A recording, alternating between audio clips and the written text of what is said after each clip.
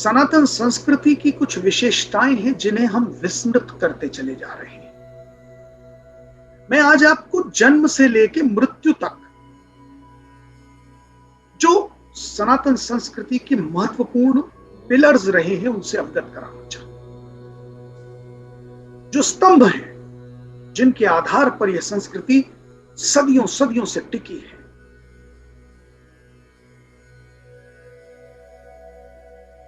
जन्म की बात यदि हम करते हैं तो आज की संस्कृति सनातन संस्कृति के विपरीत है। प्रत्येक व्यक्ति स्वयं का, परिवार के सदस्यों का, बच्चों का जन्मदिन मनाता है, किंतु जन्मदिन मनाने की प्रक्रिया देखिए कैसी उल्टी हो गई है। एक बड़ा उलटफेर सामने आ रहा है। एक नया ट्रेंड मैं नोटिस कर रहा हूं कि रात के 12 बजे एक होड़ सी लग जाती है कि सबसे पहले कौन विश कर दे, और लोग 12 बजे से एक दूसरे को फोन करने लगते हैं, हैप्पी बर्थडे हैप्पी बर्थडे। होड़ ये होती है कि मैंने देखो सबसे पहले विश कर दिया। अरे भैया, कौन सी ओलंपिक की रेस का गोल्ड मेडल जीतना है कि मैंने पहले विश कर दिया, कि बाद में कर दिया, कि दूसरे नंबर पे कर दिया, कि चौथे नंबर, क्या फर्क पड़ता है। रात के 12 बजे बर्थडे विश करना सनातन संस्कृति के विपरीत है। क्यों विपरीत है, कारण भी बताऊं।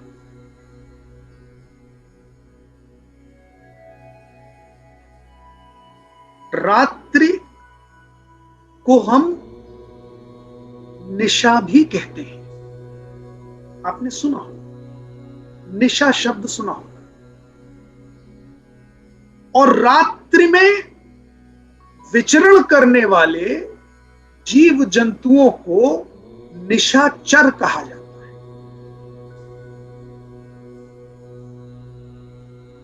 ये निशाचर शब्द भी आपने सुना होगा, किंतु मतलब नहीं मालूम होगा कि निशाचर अर्थात क्या। आप समझते निशाचर यानी दैत्य, राक्षस। तो यदि आप समझते हैं या कनेक्ट करके ऐसा आप सोचते आए हैं तो गलत नहीं। रात्रि में ही तो आपको जो हृदय में भय लगता है अंधेरे में, क्योंकि आपकी दृष्टि सीमित हो जाती है, आप रस्सी को सांप समझ बैठते हैं, आप हवा में सुखाए जाने के लिए लटकाए हुए कपड़े को भूत समझ लेते हैं, क्योंकि दृष्टि सीमित है, आपके अंदर भय उत्पन्न होता है।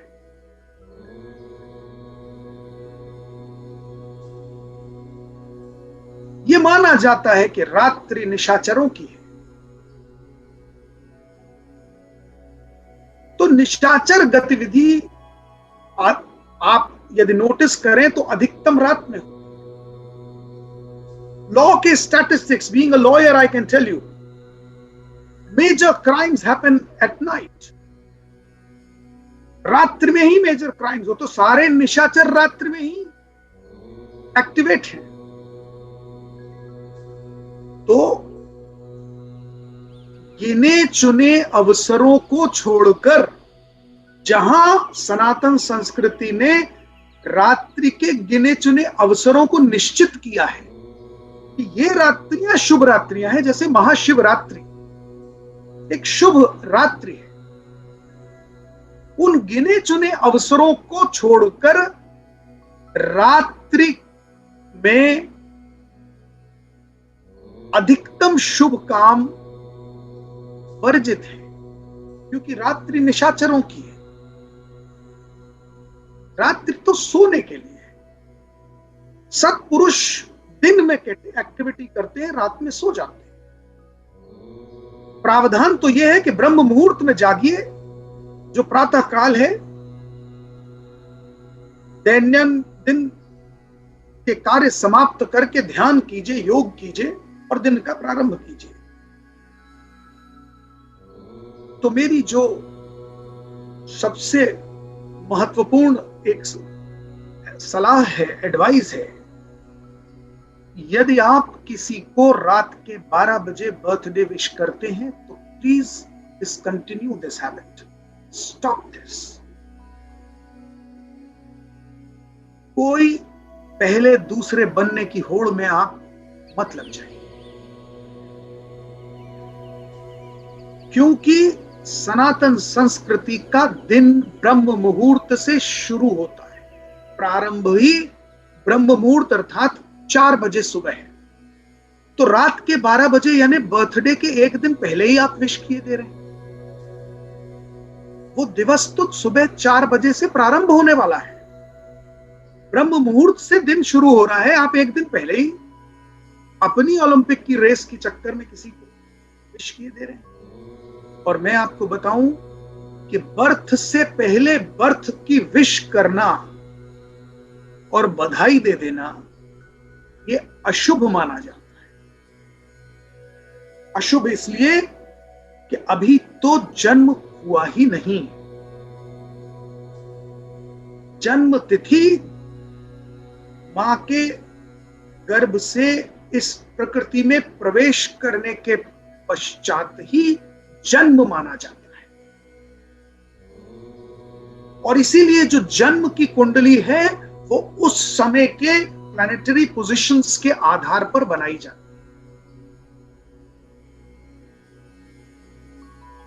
तो जन्म से पहले जन्म की बधाई ये उचित नहीं।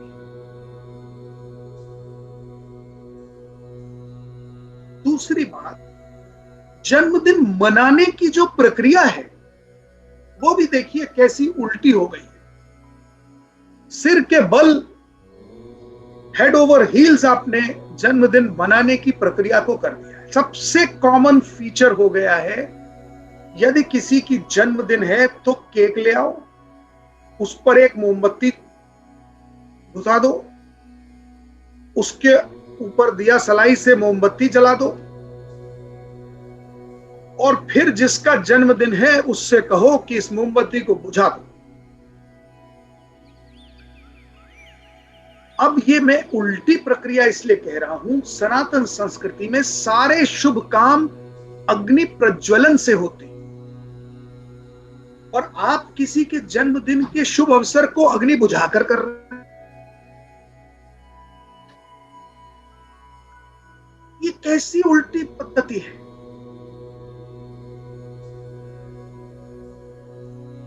ये क्या लॉजिक है?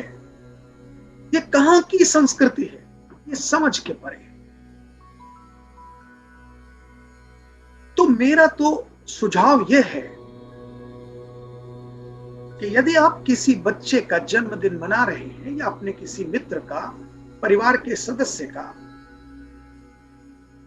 तो उससे कहिए कि अग्नि प्रज्वलित करो, ना कि बुझा दो। अग्नि को प्रज्वलित करके शुभकामनाओं का आदान प्रदान कीजिए। संभव हो तो गायत्री मंत्र का पाठ कीजिए, महामृत्युंजय का पाठ कीजिए, उसे आशीर्वचन दीजिए जिसका जन्म है, क्योंकि अग्नि शुभ है। प्रत्येक शुभ कार्य का शुभ आरंभ हो अग्नि से होता है। हम हवन करते हैं, पूजन करते हैं। जिसका जन्म दिवस है उसे तिलक कीजिए, उपहार दीजिए, किंतु 2 बातों का विशेष ध्यान रखिए कि जो जन्मदिन है उस दिन में उसको कीजिए, रात्रि में मत कीजिए। और दूसरी बात, अग्नि को बुझाने की प्रक्रिया मत कीजिए, अग्नि प्रज्वलन की प्रक्रिया कीजिए।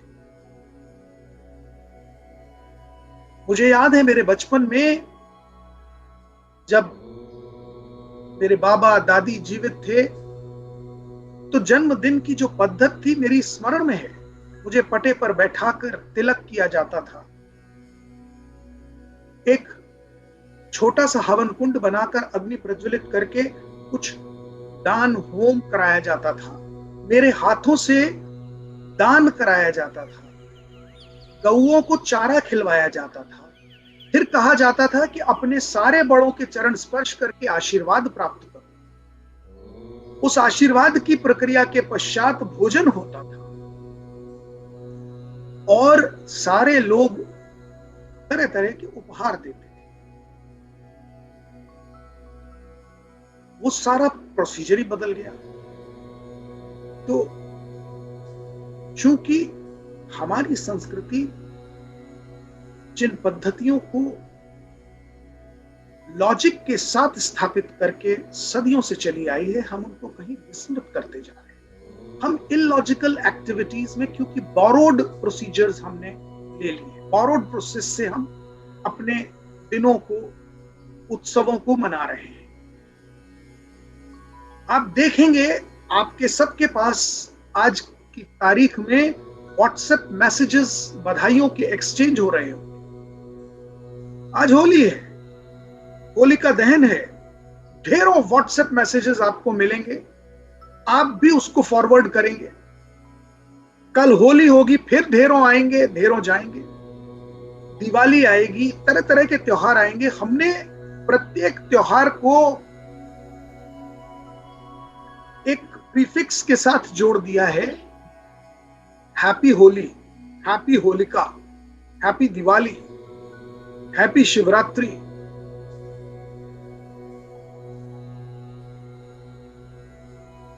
महत्वपूर्ण यह है कि क्या हम अपने बच्चों को इन प्रत्येक उत्सव के पीछे का लॉजिक समझा रहे हैं? क्या हम उनको इस प्रत्येक उत्सव के पीछे की कहानी से अवगत करा रहे हैं?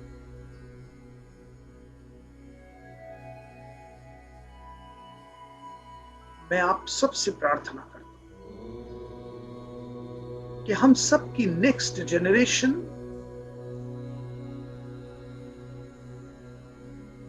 हमारी संस्कृति के प्रिजर्वेशन के लिए बहुत महत्वपूर्ण है।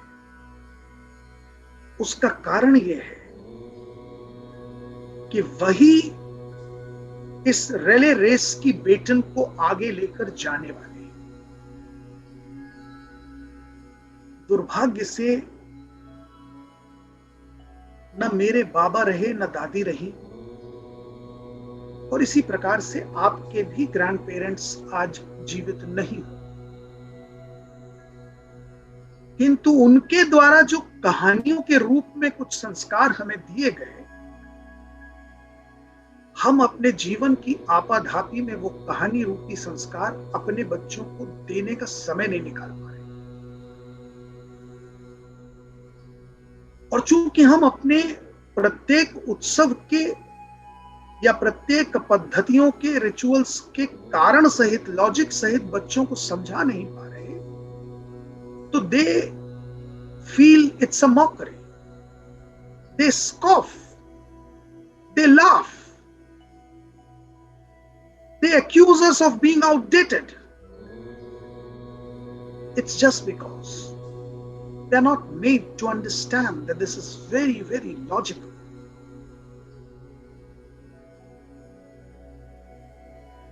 इसी प्रकार एक और महत्वपूर्ण पहलू से मैं आपको अवगत करना चाहता हूं। देखिए कि आज बाबा दादी वगैरह नहीं बचे, तो एक अच्छी चीज ये हुई कि टेलीविजन पर रामायण का सीरियल, महाभारत का सीरियल, कृष्ण का सीरियल आने लगा। उस बहाने से बच्चों को पता चला कि ये हमारी संस्कृति है या ये हमारा प्राचीन इतिहास है। ये अच्छी बात हुई, किंतु एक चीज जो मुझे अक्सर खटकती है, मैं उस ओर आपका ध्यान आकर्षित करना चाहता हूं। ये तमाम तरह के जो सीरियल्स आते हैं, इन्हें एक कैटेगरी दी गई है फिल्म इंडस्ट्री के द्वारा, और वो कैटेगरी कहलाती है माइथोलॉजी। ये आपने भी सुना होगा, ये माइथोलॉजिकल सीरियल है। Please understand the word mythology. The word mythology emerges out of the word myth, and the word myth means मिथ्या, काल्पनिक, झूठा।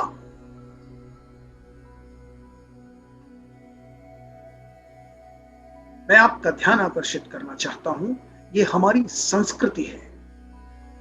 रामायण और महाभारत स्क्रिप्चर्स की जो क्लासिफिकेशंस मैंने पिछले सत्र में आपको याद होगा बताए थे, उस क्लासिफिकेशन में रामायण और महाभारत को इतिहास की कैटेगरी में रखा गया है।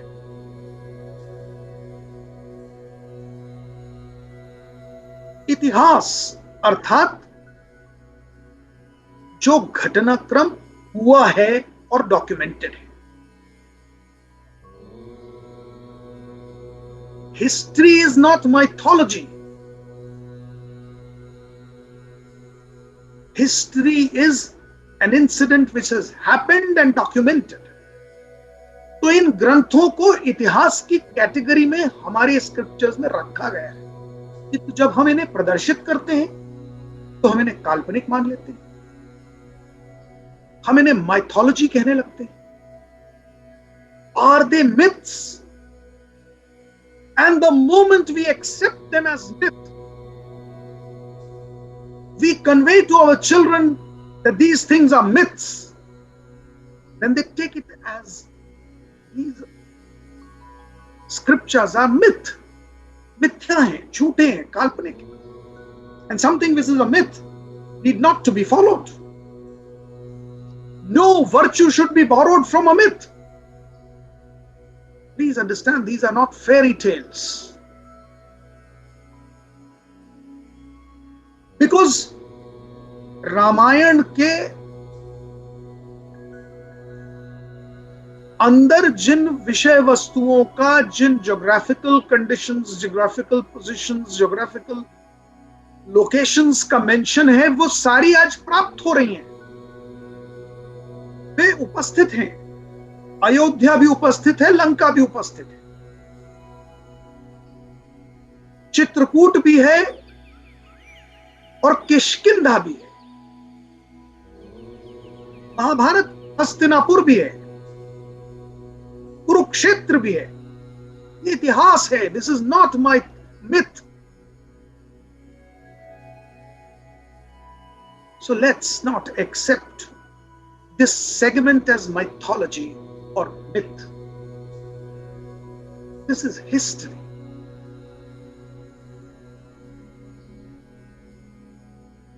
हमारी जो सोच है, क्या वो इतनी संकुचित हो चुकी है कि जिन्हें पाश्चात्य संस्कृति ने इतिहास समझ लिया, बस वही हमारे लिए इतिहास है, और इतिहास से प्राचीन पौराणिक कुछ है तो मिथ है। Because when you make a serial about Shivaji और Maharana Pratap, then it is history, then it is not called mythology.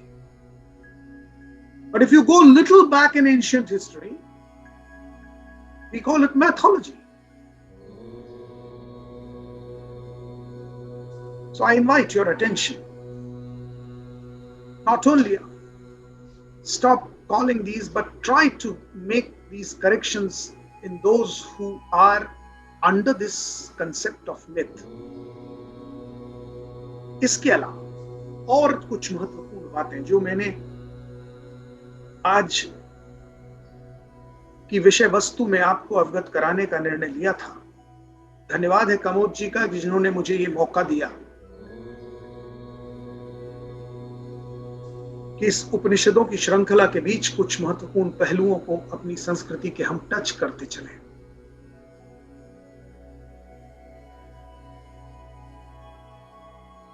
एक और महत्वपूर्ण बात है, और वो है मंदिर।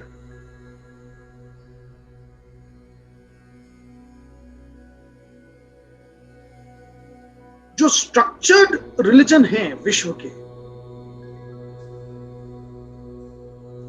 उनकी तरह हमारी संस्कृति बाध्यता लादती नहीं है। हमारी संस्कृति में संडे मास का कोई इंपोजिशन नहीं है। हमारी संस्कृति में 5 वक्त की कंपलसरी नमाज का कोई बाइंडिंग इफेक्ट नहीं है। हमारी संस्कृति में जुम्मे का दिन कोई स्पेसिफिक दिन हो, ऐसा नहीं है। ना संडे मास के लिए संडे इंपॉर्टेंट है, ना फ्राइडे प्रेयर्स के लिए फ्राइडे इंपॉर्टेंट है। हमारे सारे दिन महत्वपूर्ण हैं। प्रत्येक अवसर पर त्योहार है।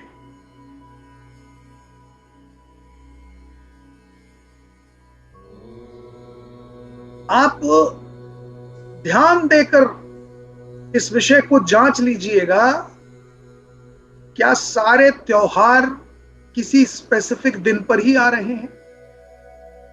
आज होलिका है तो संडे को हो गई, पिछली होलिका शायद गुरुवार को रही होगी, अगली सोमवार को हो जाएगी।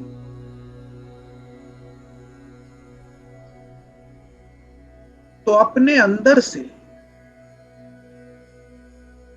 एक मिथ जरूर दूर करिए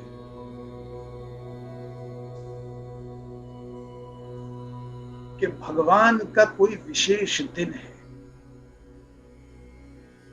ये दिन जो बांट लिए हैं ना,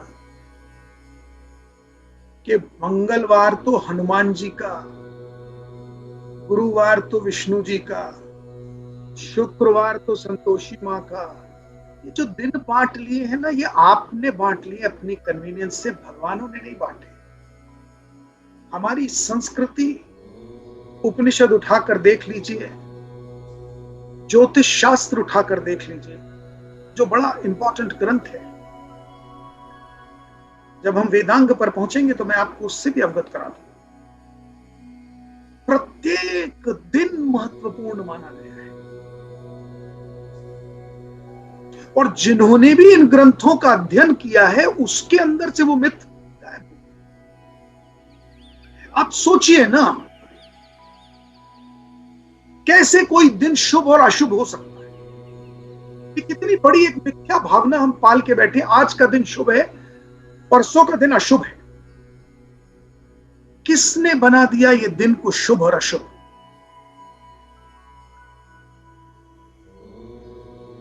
जब आप इस पृथ्वी पर प्रवेश कर रहे थे, जिस दिन आपका जन्म हुआ, क्या आपके कंट्रोल में था कि भैया आज का अशुभ दिन है, मैं कल पैदा हो जाऊंगा? जिस दिन पैदा हो गए वही दिन शुभ हो गया। क्या इस सृष्टि से निर्वाण का दिन आप तय कर सकते कि भैया आज मृत्यु नहीं लूंगा, आज बड़ा दिन अशुभ है? ये जब हम जन्म और मृत्यु तय नहीं कर सकते, तो सारे जीवन जन्म और मृत्यु के बीच का जितना जीवन है, शुभ अशुभ में क्यों लटकते रहते हैं? ये शुभ, ये अशुभ, ये सब भ्रांतियां हैं। इनसे ऊपर उठिए। प्रत्येक दिन शुभ है। प्रत्येक दिन के शुभ अवसर का लाभ उठाइए। प्रत्येक सद्कार्य जो आप करेंगे वो दिन को ऑटोमेटिकली शुभ कर देगा। ना तो सूर्य शकुन देखकर उत्पन्न हो रहा है, अपशकुन देखकर अस्त नहीं हो रहा। ना हवा चलने में कोई शकुन अपशकुन देख रही है, शुभ अशुभ देख रही है। प्रकृति की कौन सी घटना आपको शुभ अशुभ दिमाग में घुसा रही है, ये सब मैन मेड misconceptions है. Remove them from your mind.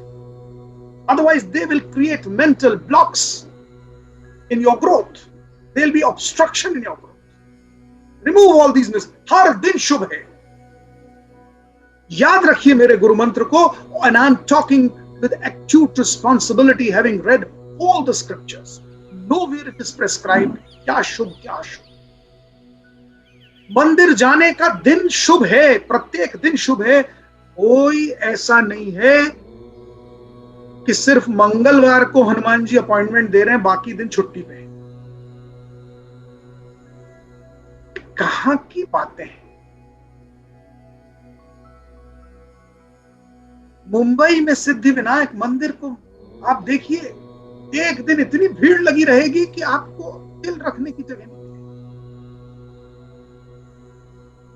अरे तो क्या बाकी दिन गणेश जी छुट्टी पे है? क्या मूर्खता है.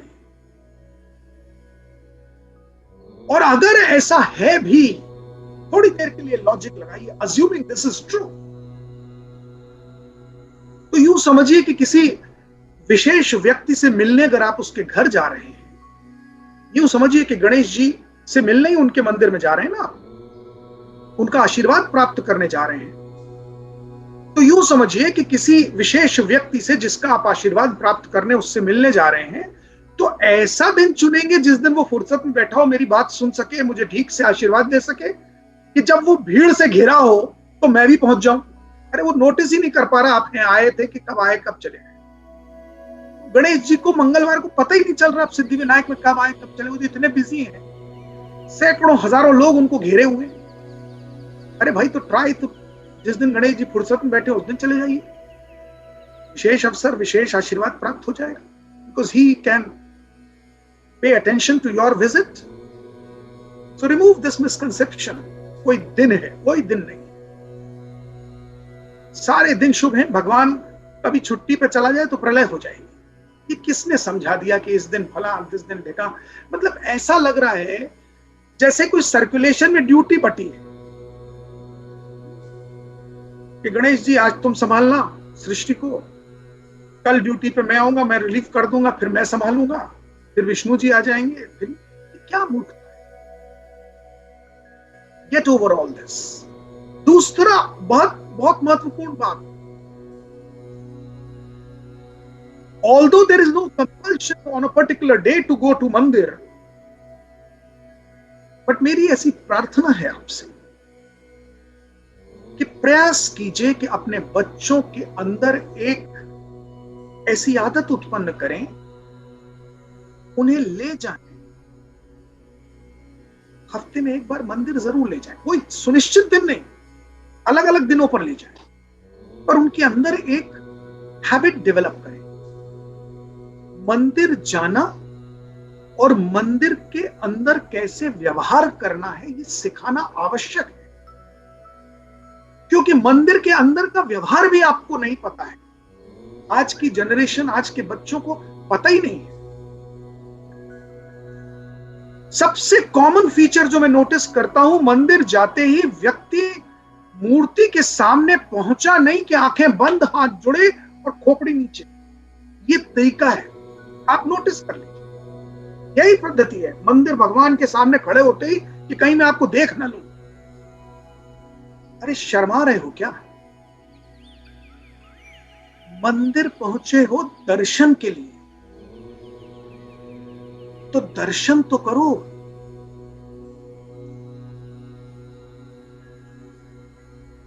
मैं ध्यान आकर्षित करता हूं आप सबका. ले जाइए बच्चों को और उनको सिखाइए कि जब मूर्ति के सामने पहुंचो तो आंखें बंद नहीं होनी चाहिए, खुली होनी चाहिए. मूर्ति के सामने प्रणाम की मुद्रा हो किंतु आंखें खुली हो. क्योंकि आंखें बंद करके दर्शन के पश्चात मंदिर के किसी कोने में 5 मिनट बैठा जाता है. वो आंखें बंद इसलिए की जाती हैं क्योंकि जिस दर्शन को हम करके आए हैं उन्हें आंखें बंद करके अपने अंदर आत्मसात करें. 5 मिनट ध्यान से मंदिर के किसी कोने में बैठकर आंखें बंद करें, किंतु पहले दर्शन तो करें। दर्शन के पश्चात ध्यान की मुद्रा होती है। आप दर्शन ही नहीं करेंगे तो ध्यान किस चीज का लगाएंगे? आत्मसात किसे करेंगे? तो मूर्ति के सामने खड़े होकर आंखें बंद न करें, ये बच्चों को सिखाएं। हाथ जोड़ के दर्शन करें उस भव्य आकृति का। दर्शन के पश्चात आत्मसात करने के लिए ध्यान लगाया जाता है। बच्चों को ये नहीं पता है, क्योंकि शायद बड़ों को भी नहीं पता है।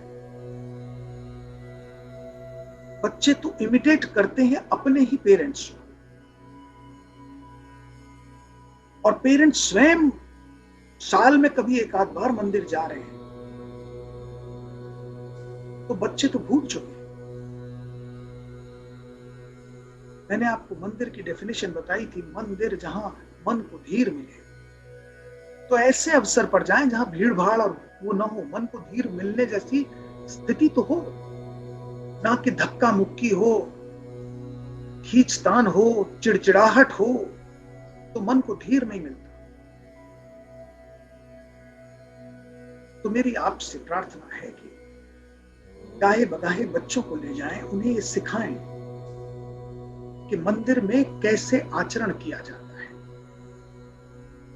क्या आचरण है, क्या उसका लॉजिक है, क्यों उस भव्य आकृति के दर्शन किए जाते हैं। क्योंकि ध्यान दीजिए, हर मंदिर का एक गर्भगृह होता है।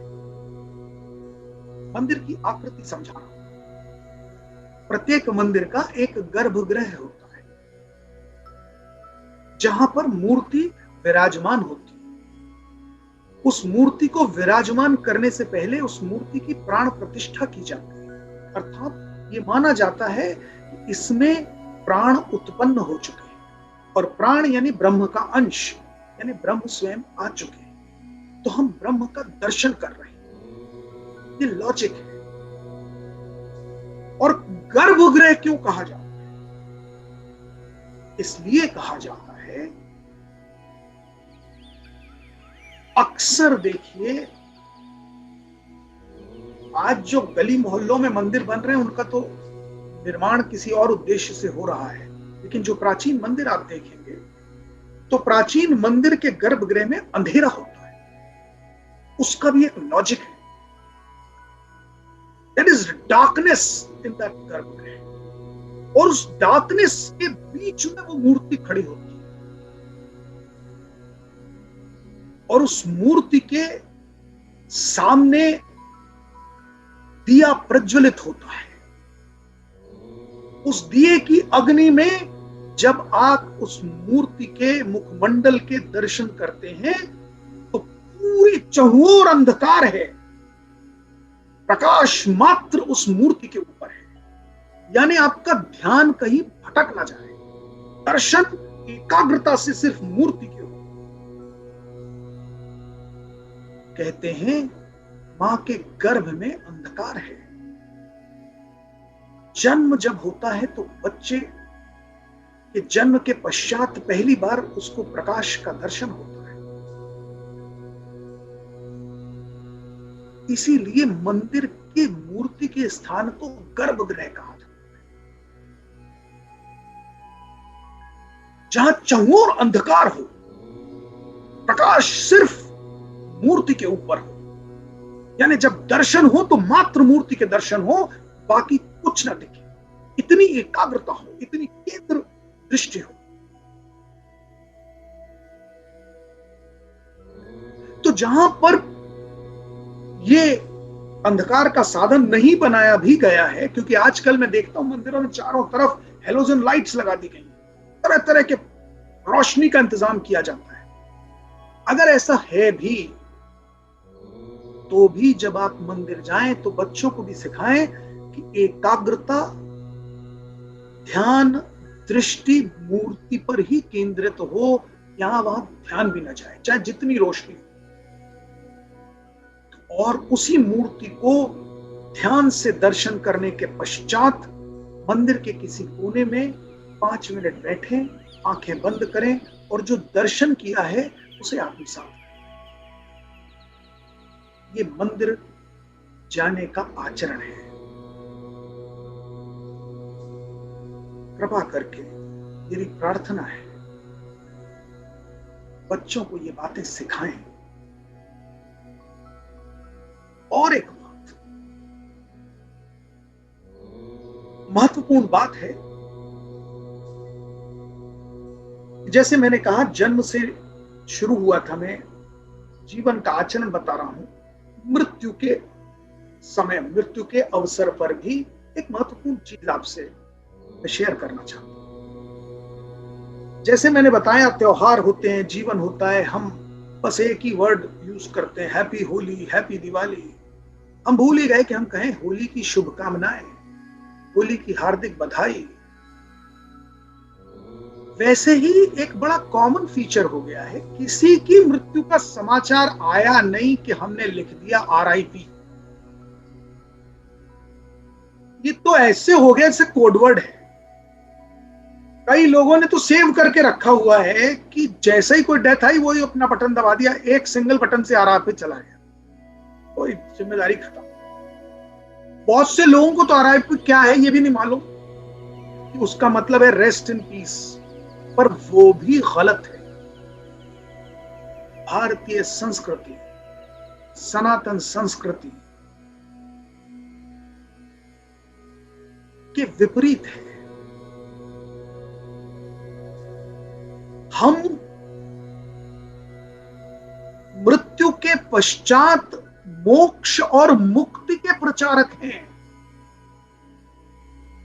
हम दाह संस्कार करते हैं। हम मृत्यु के पश्चात इस शरीर को किसी कब्र में जाकर सुलाते नहीं। Now rest in piece,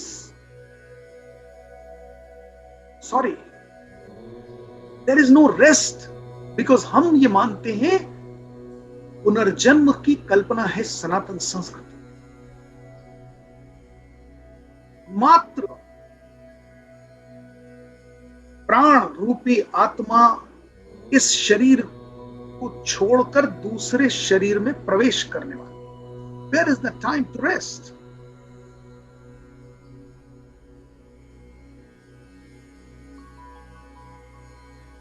And how ridiculous when you convey somebody to rest in peace as if during the lifetime we know and accept you were quite disturbed. There was no peace in your life. Why so? Why can't you just say somebody to live your life peacefully? सनातन संस्कृति तो यही समझा रही है ना कि जिंदगी इतनी अच्छी तरह बिताओ, हर मंत्र के अंत में ओम शांति शांति शांति, जीवन काल में शांति हो, पीस हो। Why only after death?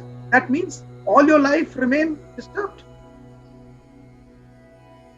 Now I'm greeting you that now, thank you very much. So please do not convey this monotonous expression of rest in peace the moment somebody expires. संवेदनाएं प्रकट हों तो किसी तक पहुंचे वो संवेदनाएं, ना कि mechanical reproduction of certain words हो। आप उसे कहें कि भगवान दिवंगत आत्मा को सद्गति प्रदान करें।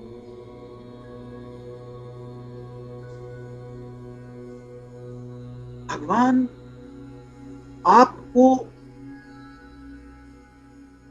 जो आपके जीवन में जो हानि हुई है इसका सामना करने का संबल प्रदान करें, क्योंकि आपका जीवन का कोई आधार, कोई स्तंभ चला गया है।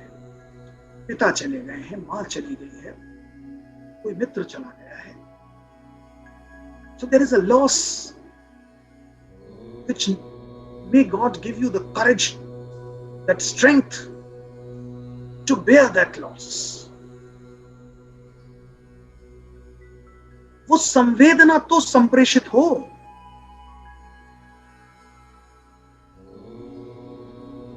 कुछ ना कह सके तो कम से कम प्रत्येक मंत्र के अंत में जो ओम शांति का पाठ होता है वही करते हैं।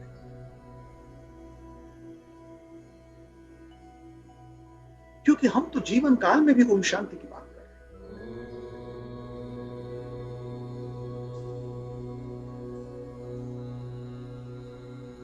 हम सद्गति की प्रार्थना इसलिए करते हैं क्योंकि हम जानते हैं कि यह आत्मा किसी और शरीर को प्राप्त करके पुनर्जन्म की ओर बढ़ रही है, या शायद कौन जाने कि वो जन्म मृत्यु के चक्र को काट कर ब्रह्मलोक की ओर प्रस्थान कर रही है।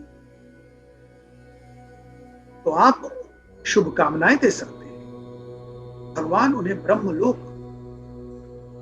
की प्राप्ति में सहायक हो, सत्य की प्राप्ति।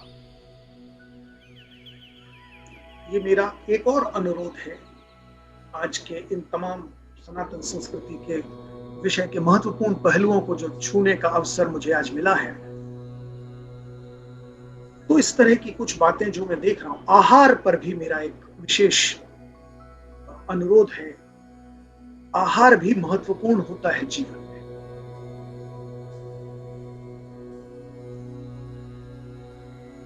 मैं किसी के आहार पर कोई टिप्पणी नहीं करना चाहता, पर चूंकि हमारी संस्कृति कहती है कि 3 तरह के गुण प्रत्येक व्यक्तित्व में होते हैं, तामसिक, राजसिक और सात्विक। और हमारे सारे ग्रंथ कहते हैं कि मनुष्य जीवन में प्रयास सात्विकता की ओर बढ़ने का होना चाहिए। सात्विकता के गुणों को जितना बढ़ाते जाएंगे उतना शांति जीवन काल में प्राप्त करते जाएंगे।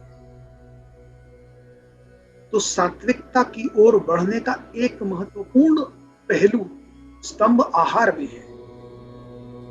प्रयास करें कि शाकाहार की ओर बढ़ें, जितना मांसाहार से दूर हो सकें उतना बेहतर है आपके लिए, क्योंकि ये शरीर, मनुष्य शरीर बायोलॉजिकली भी मांसाहार के लिए नहीं बना है। इसके बहुत सारे प्रमाण हैं।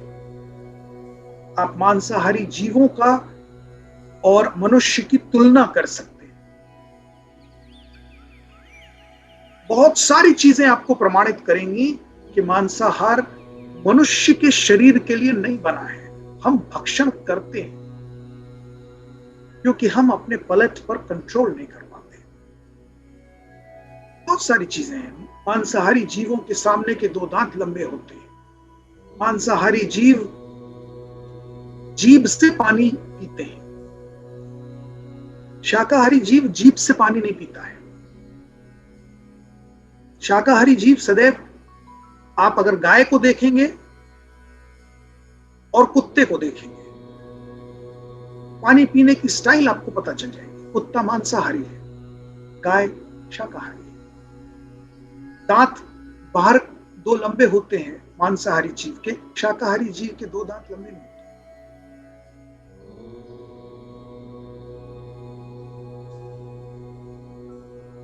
मनुष्य के कहां 2 दांत लंबे हैं?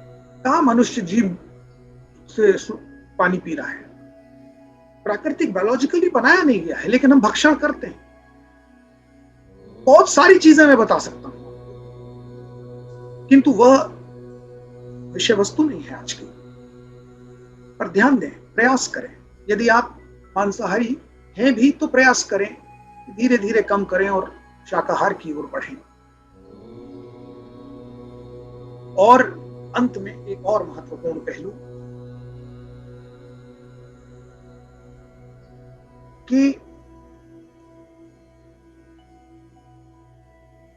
जब भी मंत्रों का उच्चार करें तो उच्चारण सहित करें।